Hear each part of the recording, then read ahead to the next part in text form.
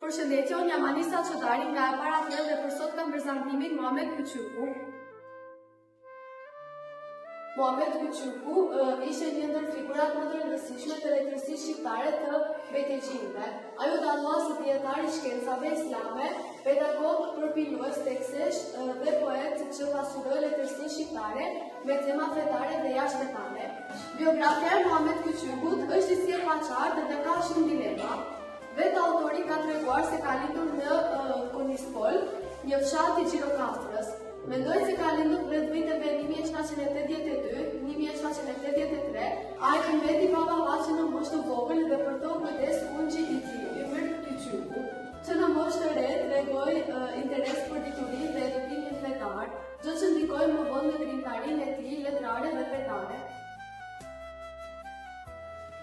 Arsimi dhe studimet. Pasi krijoi medresen në Konispol, ungji i tij e dërgoi në Kairo për të vazhduar studimet. Në Kairo ai qëndroi për 11 vite ku studioi shkencat islame dhe mori një uri të shumta fetare e kulturore. Pas përfundimit të studimeve, Muhamet Kyçyku u kthye në Konispol, ku kaloi pjesën më të madhe të jetës së tij si hoxh dhe müderris në medresen. Muhamet Kyçyku nuk ishte vetëm dietar fetar, por edhe një krijues shumë i rëndësishëm i letërsisë shqiptare. Ai filloi shumor me përkthimen nga arabishtja, për fillim tekstesh dhe më pas me krijime origjinale. Ai krijoi vepra me tema fetare dhe jashtëfetare, duke trajtuar çështje morale, shoqërore dhe familjare. Kjo bëri atë një nga autorët më të njohur të kohës së tij. Veprat e Muhamet Kyçykut mund të ndahen në dy kategori, fetare dhe jashtëfetare. Nga veprat fetare kemi përmbledhjen poezish të përkthyer nga arabishtja si Kasim e Byrda dhe veprat origjinale me blues. Këto vepra ishin karakter fetar dhe edukues, duke synuar për hapjen e dijes islame tek njerëzit. Veprat jashtëfetare. Veprat me temë jashtëfetare të Muhamet Kyçykut janë më të shumta dhe më të larmishme. Në to, ai trajton në tema shoqërore, morale dhe jetësore që prehin njerëzit të zakonshëm. Ndër veprat më të njohura janë poezitë Gurbetëlindje, Bekriu, Zaftimi i Mizologut, si dhe poema Erveleja dhe Jusufje e Zulejhaja. Këto vepra dallohen për temat e tyre edukative dhe për mesazhet morale që përcjellin. Poezia Gurbetëlindje. Në poezinë Gurbetëlindje, Muhamet Kyçyku trajton një nga plagët më të mëdha shoqërore të kohës, emigrimin për arsye ekonomike. Poezia tregon jetën e njerëzve të varfër që largohen nga familja dhe vendlindja për të siguruar jetesën. Autori paraqet Kurbetin si një huajtje të madhe, duke treguar ndarjen nga familja, jetën e vështirë në vend të huaj, problemet e punësimit dhe dhimbjen psikologjike që përjetonin emigrantët.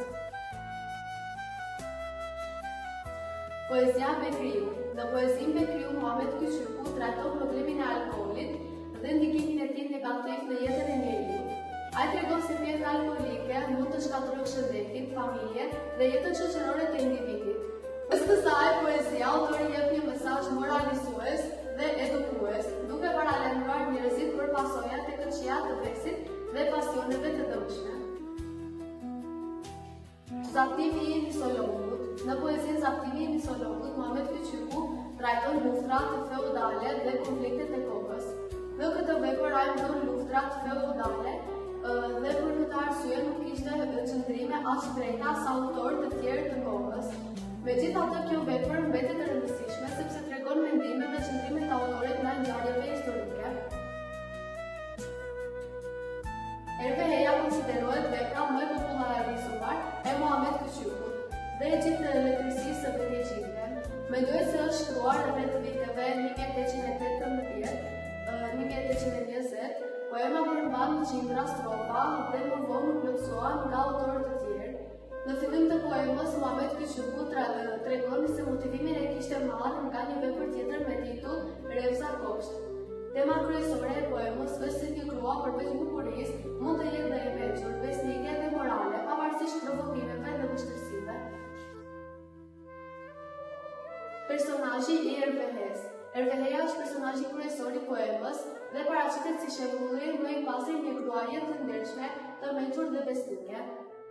Në fillim të poemës paraqitet një jetë familjare e qetë dhe harmonike mes burrit dhe punotit. Mirë po, kjo qetësi prishet kur burri largohet në përveç për arsye ekonomike.